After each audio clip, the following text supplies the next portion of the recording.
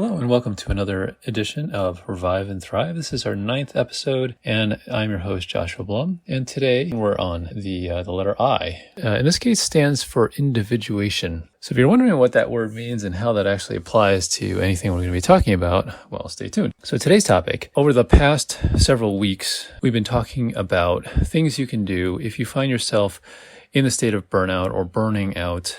And one of the things that is frustrating, I think, from this topic is that there's a lot of things that get done on a systemic level about this, because this is a big problem in many, many fields. But I would say healthcare, it's quite a large problem. When large systems tend to take a look at this, they will inevitably say like, oh, well, we need more. We need to add more things. And they're mainly looking at optics. They're looking at things that will make them look like they're doing something. And that can include things like having wellness initiatives, a wellness officer, more paid vacation, more, on this particular occasion, we're going to have more food, and we're going to have some more yoga classes, and we're going to have, so it's adding other things that you can do if you so desire, all of which are great. All of which are nice things. However, it is a little bit like running a hamburger joint and saying like, you know what? We don't have the money or the resources to get better beef. We're going to use stuff that's really old and perhaps rotten, but we're going to disguise it with lots of condiments and a build your own burger kind of station and, fancy bread and lots of fixings and lots of sides. And maybe people won't notice that our beef is rotten. So you can dress it up as much as you want, but until the core sort of part of it is addressed, the hamburger is still going to taste like ass. Unfortunately, a lot of these side things, although they're all good, they don't address the core part of burnout for many people, which is a sense that what they're doing in their main day-to-day job is either not worthwhile, or it's not meaningful, or it's toxic.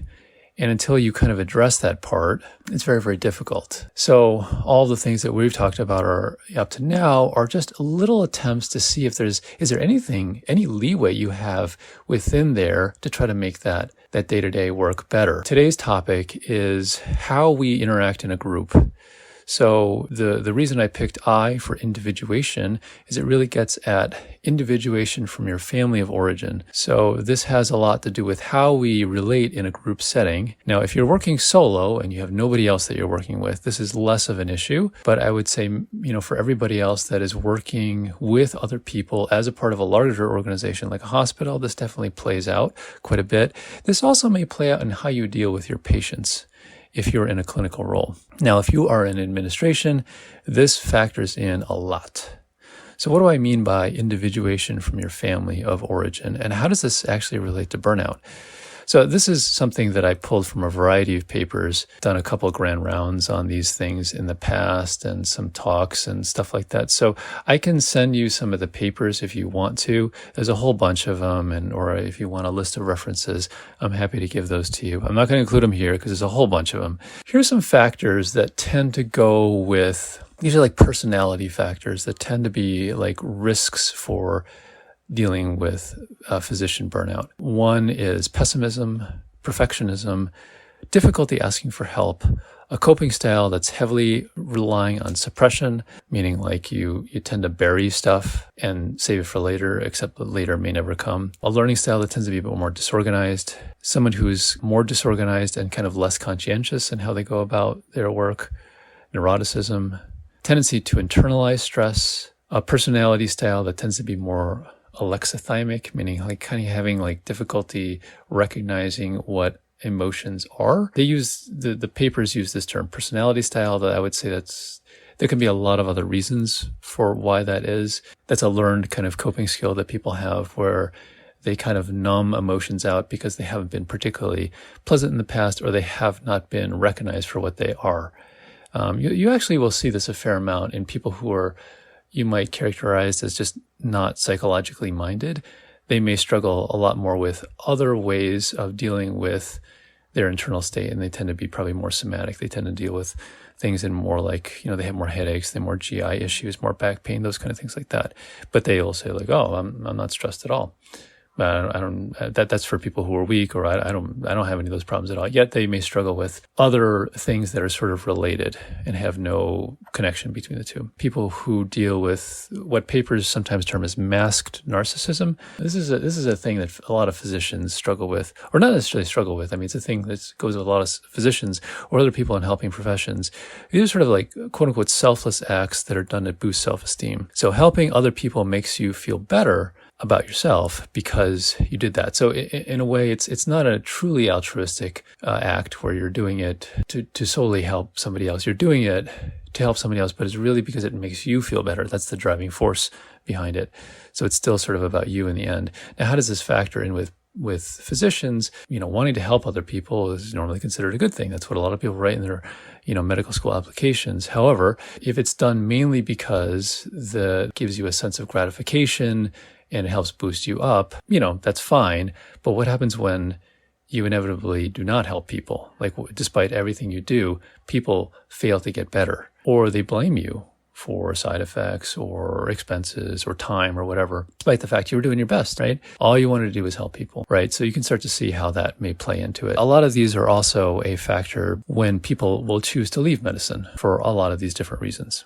Some of these things are inculcated because we have certain ways of doing things based on how we did things historically. Let's switch a little bit to think about what holidays are like for you. For many people, if they celebrate, winter holidays like, Christmas or New Year's or whatever, it involves going home to their families. And the thing about that is that we're not just individuals. We are, regardless of how well we get along with our families, we're the products of the families that we're raised in. And even if you totally cut off ties with your family, you're still tied to them in some way because of that history. There's a whole field of mental health and sort of group systems kind of work on this. But if you look at that sort of family systems kind of approach, the idea is that people operate in the context of the environment in which they live. So if, for example, they were a peacemaker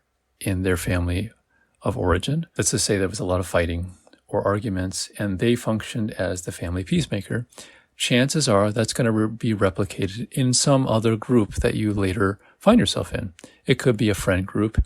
It could be another family in your own family that you have as an adult. It could also be in the workplace. So that means that in those kind of group environments, the way you tend to operate is a direct reflection often of the way you tend to have operated in the past in your own family. So if you understand how you tend to operate in your own family, the way you grew up, there's a good chance that you will have some of that baggage that's left over into adulthood.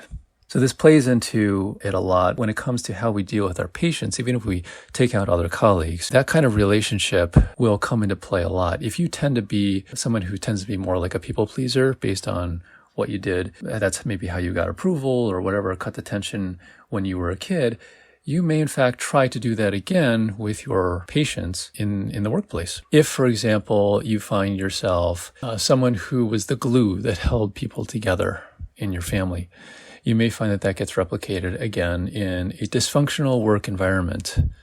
So let's just say it's a department that's falling apart. Maybe the leadership is not very good. Maybe there's a lot of turnover or whatever. You may find yourself working extra hard to try to be, again, that glue. Let's just say you find yourself in a system that is, by definition, kind of dysfunctional. Let's just say you're in a residency, in maybe a teaching role, maybe you're a residency, program director or whatever. You may, again, because it is a family of a kind, right? It's a lot of shared responsibilities, mutual interests, and often conflict, as people argue over, well, I took your call and you didn't pay me back, and all these other kinds of things that people squabble about. There's someone who has to mediate that, right? And in a family, it's often a parent, ideally. But inevitably, if you are then functioning as that quote unquote parent, who is going to help you? Who's going to help guide you, right? You may have a limited reservoir of information for where to, base that from. The role models that we tend to have were probably our own parents, or maybe, if we're lucky, maybe some positive mentors along the way, right? So if your family dealt with those things in a dysfunctional way, there's a good chance that you may, in fact, again, feel the pull to do the same thing. Doesn't necessarily mean you will, but you may, again, feel the pressure in whatever way. You see this a lot in leadership roles. If you are in a leadership role, hopefully you have some training in it, but often physicians are put in that position just because they have the most training. How many classes in leadership did you get in medical school? I got none. Maybe that's changed to some degree, but even if your goal is, or your job is running rounds or something like that, it's still kind of a leadership position. If you're a teacher of some kind, again, it's a leadership position because you're in charge of students. If you think about how you tend to operate in those systems and the frustrations that you have, you can start to see, like, does this tie at all to how I operate in my own family, let's just say in your personal life, and does that relate at all to how I operated when I was a kid? Sometimes in mental health, you'll hear the term enmeshment. And what does that really mean? That means that you're sort of tied together in like a web. When people are enmeshed with their families of origin, that means that the relationships that they had for those formative years tends to be replicated elsewhere. They've not sort of differentiated or individuated in such a way that they're able to kind of pick and choose how they want to operate in the world. Now, I will say that this is a very Western idea, and Western being like sort of like North American, European idea. In many other parts of the world, it doesn't necessarily operate that way. That's not necessarily the norm. We do have in the West a kind of idea that people should leave their families at a certain point, let's just say 18, and they go and make their own families. And they sort of differentiate from their parents and the ideals and the values that their parents may have had, and then they pick and choose, like, do I want to have this in my life? Do I not want to have this in my life? So that's that sort of aspect of rebellion and becoming your own person is a more Western idea, not necessarily the case in other parts of the world. Some other parts of the world, people may in fact live with their families up until the point that they're married, and then basically have the same value system, structure, everything like that. It just sort of gets replicated again and again and again. And that's the norm. So it depends on where you're from. I would say for many people in the US, however, they may in fact be struggling with both of these ideas because we're a nation of immigrants. And so they may be dealing with what their grandparents and parents may kind of still expect from them, especially if it's their first generation, and then the sort of values of the mainstream culture or that friends they've encountered who are not of that same family background. So in reality, there's a lot of conflict around this that can make family background and family holidays quite challenging at times. This comes up a lot with certain key things, so birthdays, weddings, among other things, right? I think if you've been through a wedding yourself, I mean, you kind of know how many opinions and things like that come up with this, and how much family backgrounds and sort of expectations and wants can really factor into this day that's supposed to be a happy day, but inevitably, it can be quite stressful for a lot of different reasons. The workplace can definitely become a sort of second or third family, and people may reenact the same role that they had in their families of origin. So what do you do about that? One way is to actually think about your family and think about some recurring themes that actually happened in your family, and think about what role you played in your family. And do you find that this sort of thing recurs in other aspects of your life? Maybe you're on a baseball team, a soccer team, martial arts club, whatever. Do you find yourself kind of just assuming the same role that you had in your original family or your family, your own personal life? What sort of places, what sort of changes can you make if that's not necessarily all that functional? As adults, one advantage we have is being able to be parts of, sort of have a family of more of our choosing. We can make more choices based on things. And so if you notice these patterns are kind of dysfunctional and you don't really like them, then I would say the first step is, one, recognizing them, and then two, deciding that you're going to do something different. And it's really, really helpful if you can find people that will help you with this, meaning people that are in the same background. But even if you can't, I would say just recognizing it. And then also, if you have siblings, they're the only ones that really understand what it was like in your family when you were growing up. And then seeing if they notice the same things too, because chances are, if you notice them, they will as well.